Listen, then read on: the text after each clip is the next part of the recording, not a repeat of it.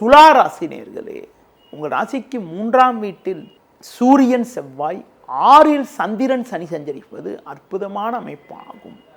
இதன் காரணமாக ஒரு வளமான பலன்களை பெறக்கூடிய ஒரு வாய்ப்புகள் உங்களுக்கு உண்டு.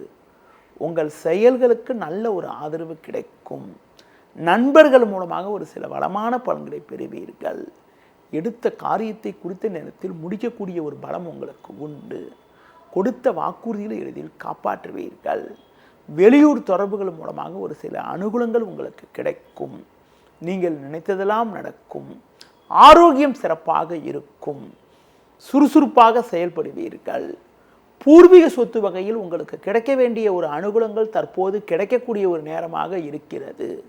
அது மட்டும் இல்லாமல் பிறருக்கு தந்த வாக்குறுதிகளை நிறைவேற்றக்கூடிய ஒரு பலமானது உங்களுக்கு இருக்கிறது.